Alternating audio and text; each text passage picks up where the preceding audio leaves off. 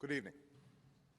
Tonight, I can report to the American people and to the world that the United States has conducted an operation that killed Osama bin Laden, the leader of al-Qaeda, and a terrorist who's responsible for the murder of thousands of innocent men, women, and children.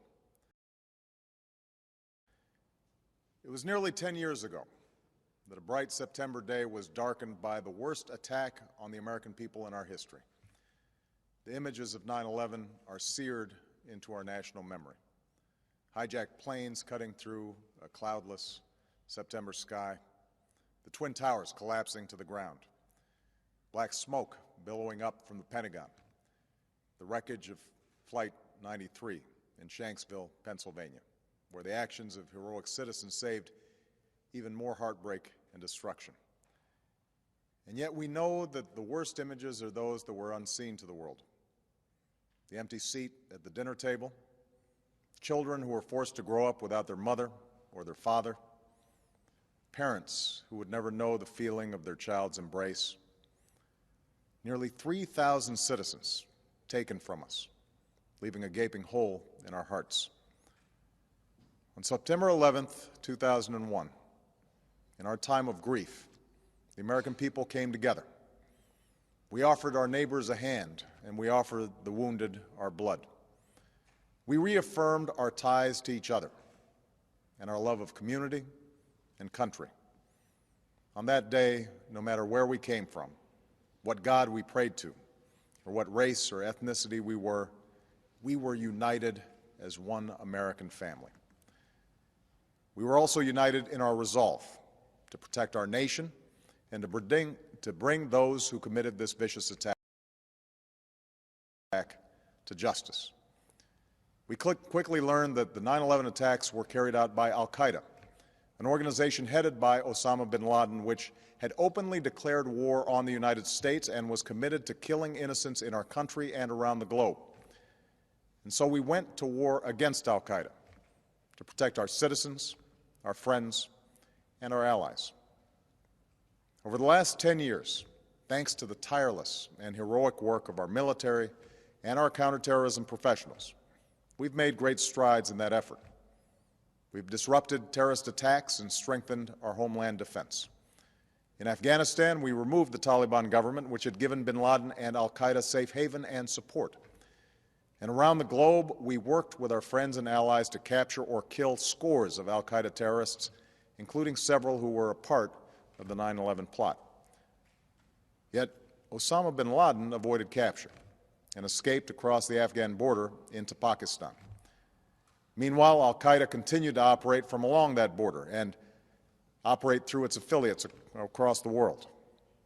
And so shortly after taking office, I directed Leon Panetta, the director of the CIA, to make the killing or capture of bin Laden the top priority of our war against al-Qaeda, even as we continued our broader efforts to disrupt, dismantle, and defeat his network.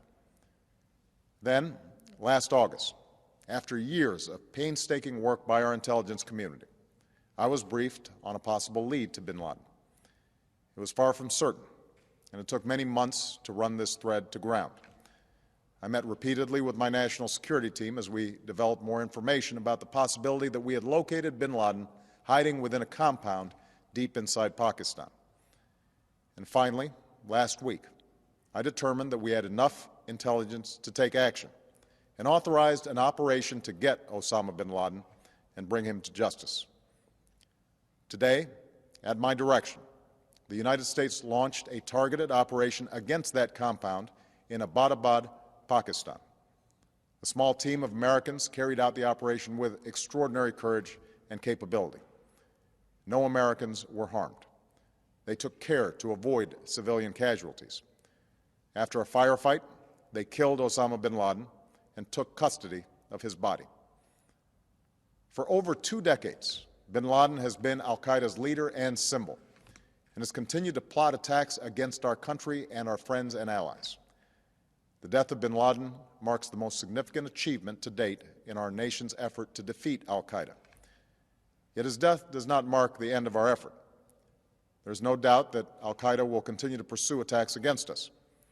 We must and we will remain vigilant at home and abroad. As we do, we must also reaffirm that the United States is not and never will be at war with Islam. I've made clear, just as President Bush did shortly after 9/11, that our war is not against Islam. Bin Laden was not a Muslim leader. He was a mass murderer of Muslims. Indeed, al-Qaeda has slaughtered scores of Muslims in many countries, including our own. So his demise should be welcomed by all who believe in peace and human dignity. Over the years, I've repeatedly made clear that we would take action within Pakistan if we knew where bin Laden was. That is what we've done. But it's important to note that our counterterrorism cooperation with Pakistan helped lead us to bin Laden and the compound where he was hiding. Indeed, bin Laden had declared war against Pakistan as well and ordered attacks against the Pakistani people. Tonight, I called President Zardari, and my team has also spoken with their Pakistani counterparts. They agree that this is a good and historic day for both of our nations. And going forward, it is essential that Pakistan continue to join us in the fight against al-Qaeda and its affiliates. The American people did not choose this fight. It came to our shores and started with the senseless slaughter of our citizens. After nearly 10 years of service, struggle, and sacrifice, we know well the costs of war. These efforts weigh on me every time I, as Commander-in-Chief, have to sign a letter to a family that has lost a loved one, or look into the eyes of a service member who's been gravely wounded. So Americans understand the costs of war. Yet, as a country, we will never tolerate our security being threatened, nor stand idly by when our people have been killed. We will be relentless in defense of our citizens and our friends and allies. We will be true to the values that make us who we are. And on nights like this one, we can say to those families who have lost loved ones to al-Qaeda's terror, justice has been done. Tonight, we give thanks to the countless intelligence and counterterrorism professionals who've worked tirelessly to achieve this outcome. The American people do not see their work nor know their names, but tonight they feel the satisfaction of their work and the result of their pursuit of justice. We give thanks for the men who carried out this operation, for they exemplify the professionalism, patriotism, and unparalleled courage of those who serve our country. And they are part of a generation that has borne the heaviest share of the burden since that September day.